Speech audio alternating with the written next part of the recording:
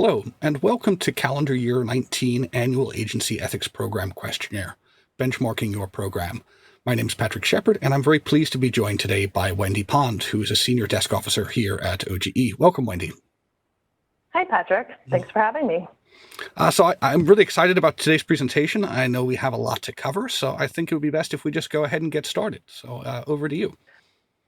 Great. Sounds good. Okay.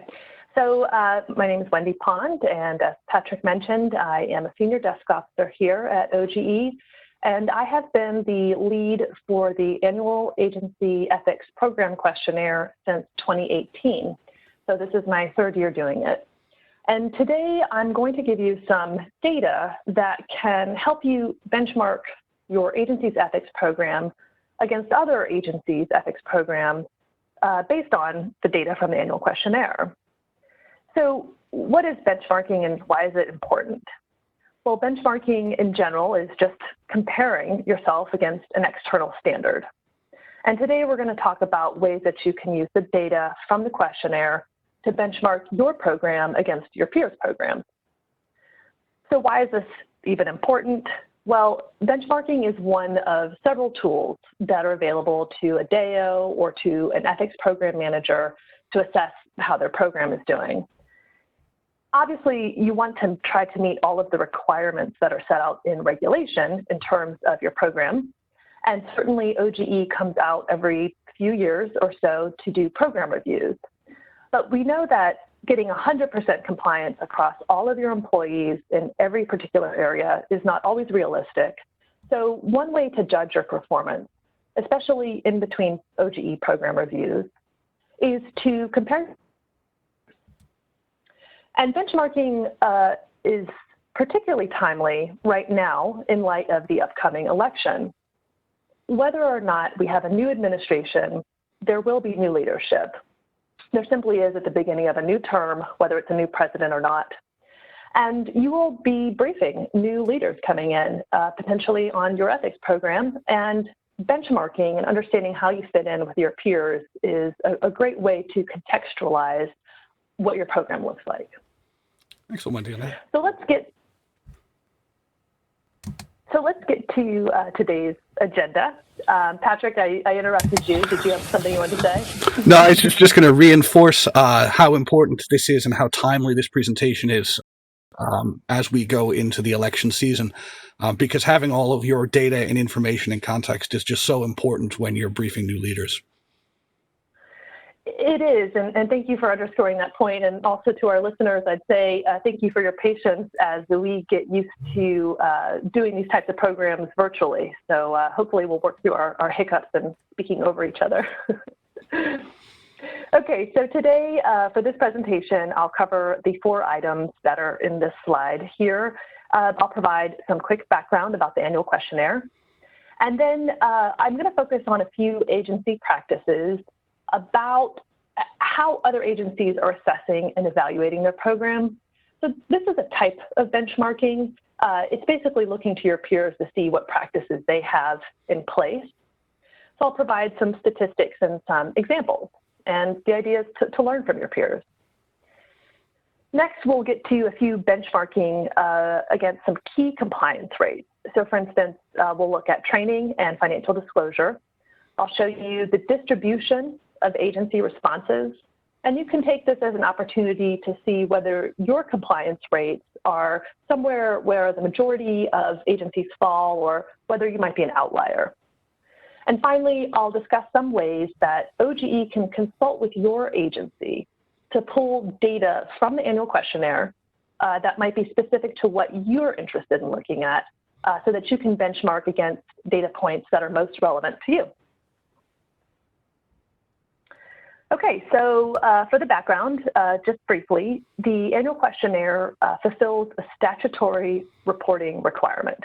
So the Ethics in Government Act requires agencies to submit to OGE an annual report, and as we set out in the implementing regulation, the annual questionnaire fulfills that requirement. So it's one of these things that you have to do, but it also serves a really helpful tool, not only for OGE, but for you, and that's why we're doing this presentation.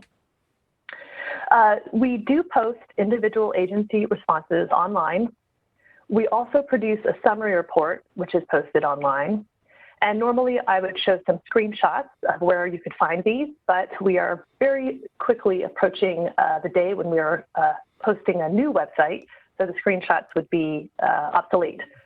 But we will be touring the new website soon, and so you can see where all of this and other good data is. That's excellent. I think we have that sort of triple purpose of helping to develop an effective ethics program for the entire executive branch. We have the statutory requirement, and we also have that transparency element, so citizens can see how the ethics program in our government, in the executive branch, is functioning.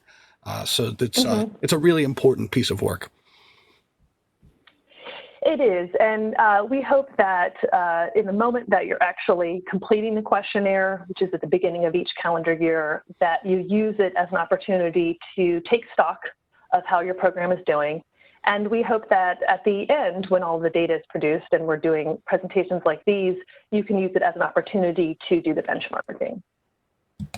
Okay, so now I want to talk about some of these program practices and look at some examples of how other agencies are assessing and evaluating their programs. So in question 13 of the annual questionnaire, we asked whether your agency evaluated any aspect of the ethics program in 2019. And as you can see in orange, 62% of agencies said they did evaluate at least one aspect of their ethics program. 38% said they did not. And we also asked what resulted from the evaluation. So just in terms of benchmarking here at this level, we can see that certainly the majority of agencies are doing some type of evaluation. And if you're not falling in the yes response on this question, maybe you need to think about some ways that you might be able to evaluate your program and sit in with your peers in terms of evaluating and examining how well your program is doing. That's a great point, because assessing is the first step to improvement. So if you didn't evaluate last year, maybe that's something to consider, especially as we approach the election season. Sort of see how you're doing and see if there are any areas, if you had an opportunity to ask for resources, say, that you would like to apply them, any challenges. Yeah, and Patrick, you also bring up a good point in terms of, whether you did it last year or this year. Certainly, there's the opportunity to go on cycles. Maybe you look at something one year and you take the next year to implement changes to try to address what the issue is. And then the following year, you look at something else. So, maybe one year you're not in the yes category, but if you look at over time, whether you're doing continual evaluation, that's helpful as well. Okay, so we also ask agencies to describe what resulted from the assessment that they did, whether they made programmatic changes, policy changes, and we asked them to describe what those were. And so I want to just point out that in the summary report that we produced, that we just published, I think last month, and to which there is a link on the IEG page where you're actually accessing this presentation. We'll put the summary report there. If you download that summary report and you go to question 13, which is the question we asked about assessing your program, you can see, and I've got this red arrow pointing to this hyperlink within the document, says CQ13 table. And you can read through every agency's response to get ideas about what changes they implemented as a result of their assessment. One of the things I wanted to do today was just pull some highlights from those responses to give ideas and inspiration for things you might consider doing. So I put a bunch of examples on the slide. I'm not going to read through them all, but I wanted to have them handy and available for you to look at on the slides. So I'm going to go through a couple of these now.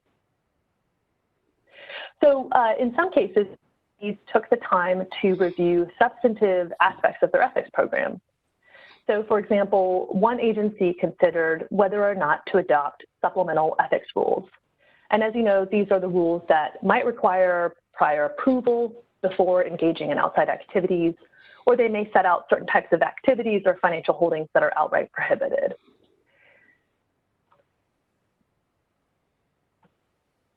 As an example of other types of assessments that agencies did, agencies looked at training and they examined their training programs. And one example here is that an agency decided to offer initial ethics training 3 times a month instead of once a month in order to ensure better coverage of employees. And I have to say that I particularly like the second example on this slide. Their agency is now pulling in leaders from the different directorates to co-teach their annual training. And I think this is an aspect that's near and dear to our heart. The ethics program is not just owned by the ethics officials. It is owned by everyone in the agency. And by pulling in leadership to co-teach classes or training, you're sending the message that the supervisors and leaders think it's important and that they have knowledge and awareness of the ethics program. I think that's a wonderful point and an excellent example of some of the value that comes out of the questionnaire.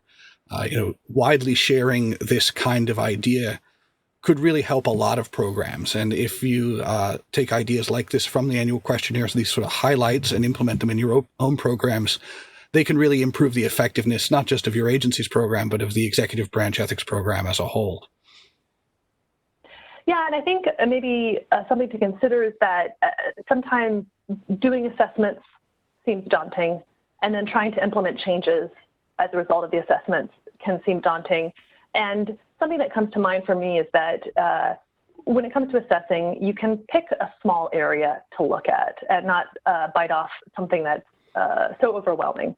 But when it comes to implementation, you can also experiment. Maybe in this example, you pick one directorate where you know that there are like-minded people and would be enthusiastic about co-teaching, and you see how that goes, and you take your lessons learned and try to expand from there.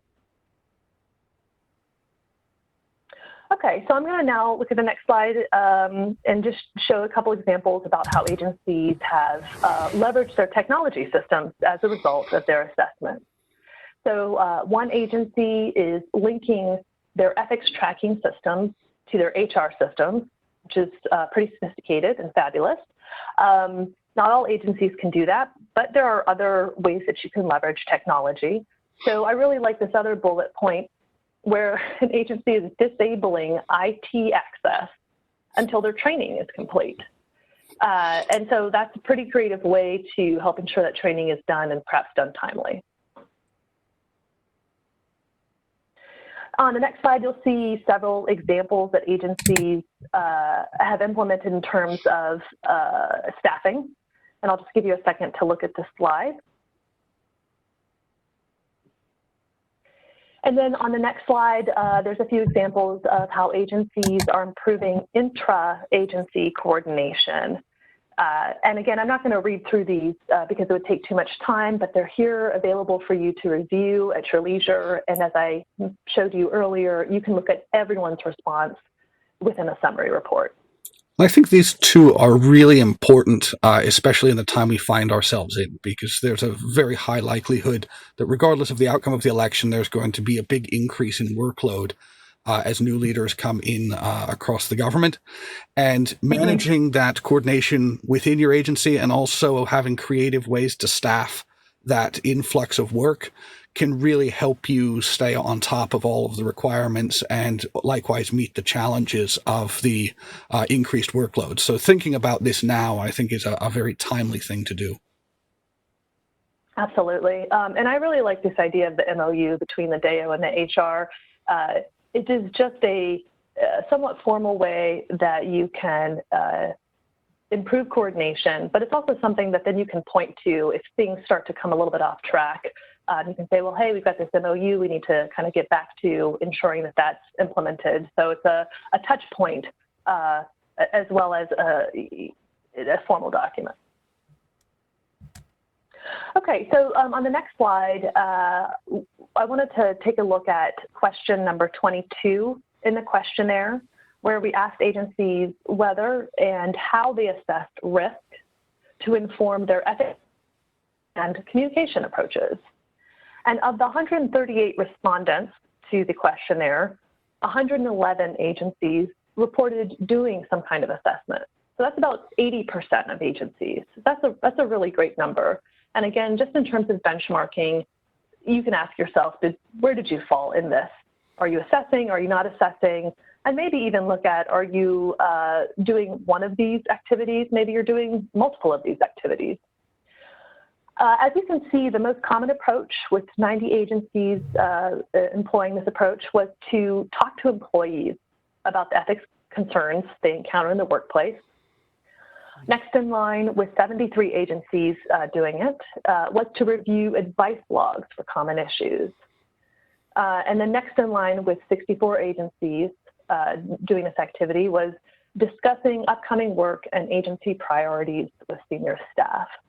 And there's several other that agencies are engaged in, as you can see from this slide. So again, you can ask yourself, where do you fall? Are you assessing? Are you doing some of these things? Are they working well for you? Are there other things that you could be doing that might bear better fruit?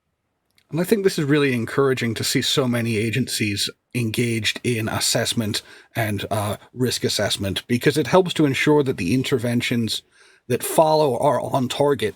It's really a good way of ensuring that the efforts that you spend to communicate and to educate your workforce are working to address actual problems and are not just a check the box exercise. So I really think of this as an effectiveness multiplier kind of activity, and it's great to see so many people doing it. Absolutely. And one of the comments that was made in the response to the questionnaire, which I particularly appreciated, and to your point, Patrick, is that one of the agencies that indicated that they conducted surveys to identify common and emerging ethics risks said that they did follow-up interviews with people who responded to the surveys, which is so powerful. It's one thing to collect the data and maybe have some prefab choices, yes, no, agree, disagree strongly, etc. And that's really helpful data. But to go back to the people who responded and then to pick their brains a little bit more, that follow-on activity that really brings clarity and can help synthesize where your risks are. Okay, so then in question 23, this is the next slide. In question 23 of the questionnaire, we asked agencies the methods they used, and this time it's for evaluating the effectiveness of ethics education and communication. And again, of the 138 respondents to the questionnaire, in this case, 104 agencies reported doing some kind of assessment. So that's 75%, just a little bit less, but still pretty good numbers. And again, the question is, which side do you fall on? If you didn't do an assessment this year, did you do one last year? Do you have one planned for this coming year? Let's look at some of the things that agencies did. With 90 agencies reporting it, they did self-assessments to ensure that required employees received training. Let's see, the next step is 54 agencies had discussions within the agency. Does the training and communication support them in managing their ethics risks?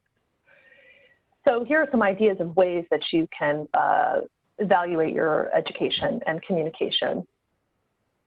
One of the other activities that was described that wasn't one of our pre-written response options, and one that I really appreciated was one agency interviewed departing employees, and they asked them to evaluate the effectiveness of the ethics training that they received during their time at the agency.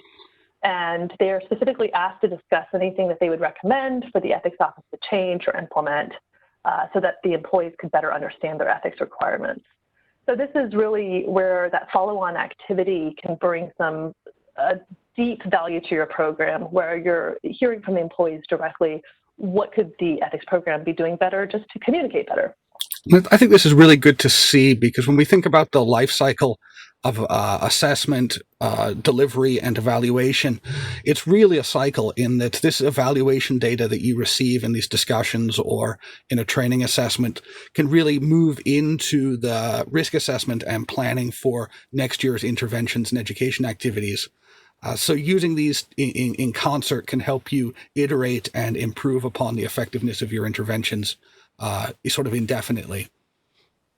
Absolutely, and something that comes to mind is a model that I know you and Cheryl and the Institute for Ethics in Government have highlighted before, and that's the maturity model for your program. And I believe you all have one that's specific to the maturity model for your education and training. And this idea of iterative improvements helps move your ethics program from maybe, potentially a more immature model to one that is more mature, where not only hitting the compliance requirements, but you're going above and beyond to try to instill ethical culture and motivate employees above and beyond just having to meet the bare minimum. Okay, so for the next slide, I want to introduce this idea of benchmarking against key compliance rates.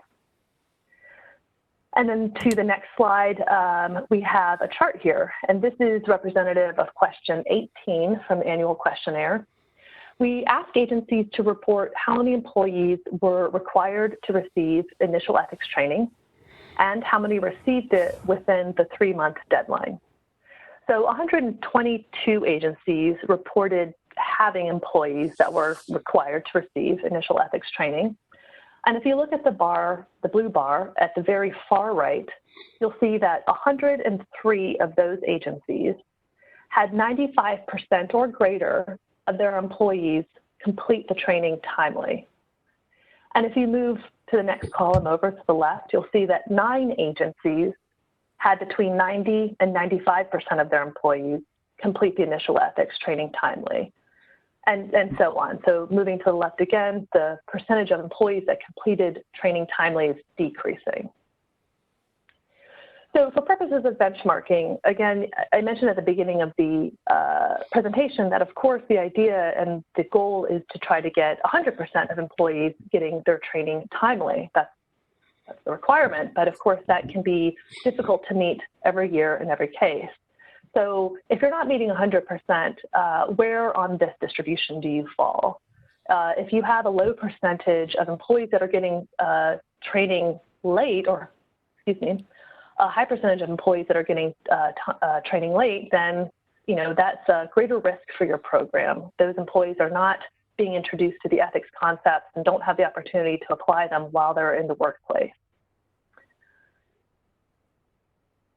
So this is also an opportunity, if you fall maybe in the lower range, to look at the causes. Why are employees getting training late, and what are some things that you can do to fix it? Maybe it's something as simple, it is simple, but I'd recognize also resource intensive. But one of the examples we showed earlier was that the agency took time to review their training program and determined that they needed to offer their initial ethics training more each month in order to get coverage. Or as we saw in a previous example, the leadership and IT worked together to implement a freeze on computer access until training is complete. So if you take this opportunity to see where you fall in terms of your compatriots, and then take the opportunity to examine ways that you might be able to improve your compliance statistics, you can maybe take inspiration from your peers to implement a few ideas to improve your training. I think it's really interesting to see how few outliers there are with low percentages of training compliance. And I think this is an area where if you're having a resource challenge where you simply don't have the tools you need or the cooperation you need to meet the compliance targets, taking this data and showing that, across the government, you're well out of the norm can make a powerful argument for increased cooperation or increased resources. That's a great point, Patrick, because I think most ethics officials are striving mightily to meet the requirements, and there are external constraints that they need to address by working with leadership and other parts of the agency. So maybe poor performance numbers is not reflective of the efforts of the ethics official, but could be improved with more coordination, and showing these numbers can help engender that cooperation. Okay, let's look at the next slide. This is 278 filings. Question 34 of the questionnaire asks, how many employees were required to file a 278 and how many fulfilled that requirement? And we can see that agencies have high level of compliance here with their employees. 130 agencies had 95% or greater their employees complete the requirement. And of course, as you move to the left, there are some agencies that have lower compliance rates. And why is this important? financial disclosure is the key tool for identifying potential conflicts of interest for our employees that are at most risk. So if the employee is not filing, you can't assist them in understanding and identifying potential conflicts of interest. And if we move to the next slide, this is for 450 filings, confidential filers. And so in question 40 from the annual questionnaire, we asked the same: how many individuals or employees were required to file and how many did so. And again, agencies do have good compliance numbers. There's 120 agencies that had 95% or more of their employees completing the requirement. But again, if you're falling outside this range, it's an opportunity to ask the question why and to see if there are interventions, even simple interventions, that can help get your numbers more in line with your peers. Okay, so moving on to the next slide, I want to just talk briefly about some ways that OGE can help you with benchmarks to your needs. So if you're interested in doing some kind of benchmarking, I've got my name, phone number, I think my phone number, but certainly my email at the end of this slide presentation. And I encourage you to get in touch with me and let's work together to see if there are ways that we can pull data from the annual questionnaire to help you with some of the benchmarking that you would like to do that would support improvements to your program. So on the next slide, here are just some ideas. One way that we can slice and dice the data from the questionnaire is to look at similarly sized agencies. I don't think that a very large agency with 100,000 plus employees is quite as interested in what a micro agency is doing, but we could pull the data for other very large agencies to do a comparison of similarly sized agencies. We could also look at agencies that have similar missions. So maybe you're an agency that focuses on regulatory work or financial regulation or something similar, and you want to find agencies that have similar activities because you think the types of work that they're doing with their ethics program might line up well with what you do in your ethics program. So we could pull out those types of agencies to do benchmarking. And then on the right-hand side, these are just kind of a brainstorm of ideas. It really depends on what you're interested in looking at, what would be helpful to your program. So for instance, if you're looking at resourcing, maybe you're interested in looking at the percent of time that a DAO or an ADAO report spending time on ethics. Maybe you want to make the case that you would like to be allotted or allowed more time to spend on ethics, and you could see what your peers are spending on ethics at similarly situated agencies. We also have a question on staffing more generally in terms of how many employees work to support ethics. So we could pull numbers there if you're interested in maybe making the case for more resources. We ask questions about whether agencies use contractors and why. So maybe you're looking to make the case that you would like to employ contractors to support some aspect of your program. Well, let's see what other agencies are using contractors for. Frequency of waivers. This could go either way, actually. Maybe your agency doesn't issue waivers and you would like to make the case that occasionally a waiver is appropriate, and you might be able to pull some numbers from similarly sized or similar mission agencies to demonstrate that they occasionally do waivers. Or on the flip side, maybe you feel like you're a little too generous with waivers, and maybe you want to see what similar agencies are doing and see if they're issuing quite as many. Maybe you're looking at your financial disclosure program. You're looking at how many extensions you issue every year or fee waivers that you give. Maybe you want to try to tighten up your program and you think that maybe fewer extensions or maybe fewer fee waivers might be helpful in closing some of those loops with employees that continue to delay filing. So you can look at your similarly situated agencies, and so on. There's quite a bit in the questionnaire, and I can't guarantee that the data is going to reveal anything earth-shattering, but certainly we could work together to pull the data and see if there's something helpful to you. I think this is a great opportunity because it really shows the degree to which benchmarking and iterative improvements of agency programs is a cross-government initiative. It's a place where we have to work together as a community to find the data that's going to inform the changes in our programs that increase effectiveness. And being able to do this on a question-by-question basis, I think, is going to be a really powerful tool for folks. Yeah, and I think that sometimes with the data, it's a matter of getting some ideas about how to use it. And by offering to work with agencies, we can at least put our heads together so it seems less daunting and more doable. So that's something that I would like to offer to agencies that are interested.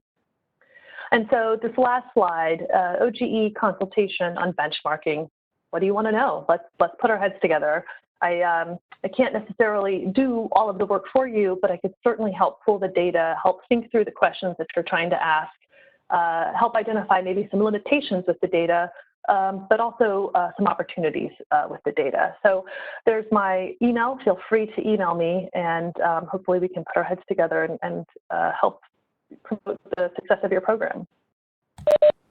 Well, thank you, Wendy, very much for joining us today and sharing all this wonderful information. And thanks to all those who are tuning in today. We hope you find these videos to be helpful. As always, if you have ideas for future presentations, please feel free to get in touch with any of the staff at the Institute for Ethics in Government. And we look forward to seeing you on another presentation sometime soon. Thanks very much.